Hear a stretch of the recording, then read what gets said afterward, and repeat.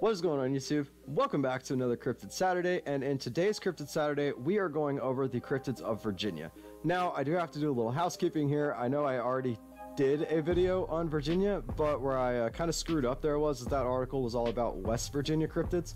So I've edited the title. I'm going to edit that thumbnail, but this video is for the Virginia cryptids. So we're a little bit out of order, but let's go ahead and get into this article. Like I always like to say, guys, I don't own the rights to these articles. I just use them to push along this cool information. The link to this article will be in the comments down below. So the number one, Chessie Chesapeake Bay. Chessie is a snake-like aquatic animal that swims in the Chesapeake Bay. The first sighting may have been in the 1840s in the area now called Virginia Beach. More sightings in the bay followed in the 1930s, 60s, 70s, and 80s.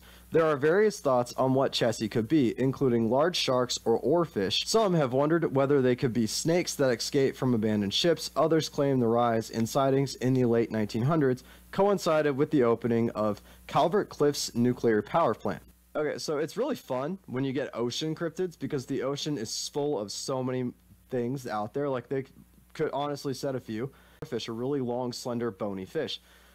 Sharks are everywhere. It is the ocean. There's definitely sharks in the bay. And the beauty of the ocean is you never really know what could honestly be out there. Now, I don't think it could be like escaped snakes, and maybe if it was, that is not entirely impossible. They wouldn't have survived the winter, but if enough, and for that to happen in the 60s, 70s, and 80s consecutively, I don't think that's really, plausible. But you never honestly know what could just kind of wash up on the beach. So let me know what you guys think Chessie could be in the comments down below. Bigfoot in Virginia.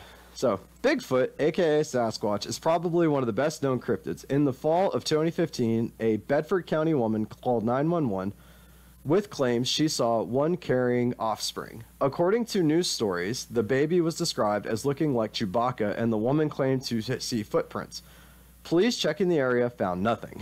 I mean, honestly, the sightings of Bigfoot carrying young are the ones that I would give the most credence to, because that is where it gets a little bit fun and strange. Now, bears don't carry babies like we carry babies. They mostly carry them in their mouths, and sometimes, like by the scruff of their necks, and sometimes they will ride on their mother's backs, but that depends on the species of the bear. So I really don't know what this could have been. If she found footprints in the snow, it could honestly have just been a human carrying babies and just being weird. But I don't know. Let me know what you guys think this particular Bigfoot could have been in the comments down below. But the ones carrying offspring are kind of hard to discredit. The Virginia devil monkey. The Commonwealth is filled with legends of creatures that go bump in the night. One tale, the story of the Virginia devil monkey, was posted online in April of this year on the website Spooky Virginia, and the Roanoke Valley is involved. The author, who lived in the area as a child, first read the story in the books Monsters of Virginia, Mysteries, Creatures in the Old Dominion by L.B. Taylor Jr. There have allegedly been several sightings of this devil monkey in southwest Virginia, with the first taking place in the 1950s in Saltville and later Marin County. One sighting is supposed to have taken place in 1994. An Ohio woman was driving the south of Roanoke late one night when she said the following. A monkey-wolf hybrid creature.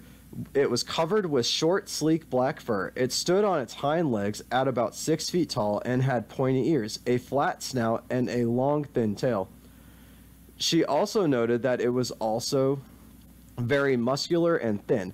A couple in Shawsville also saw the creature, and at the same time, people in the area said their pets and livestock went missing. Explanations for this beast include it being an animal that escaped from the zoo or a large, thought-to-be extinct form of baboon. I don't recall ever hearing this tale or any local news reports of missing pets and livestock in the Roanoke or Shawsville area in 1994.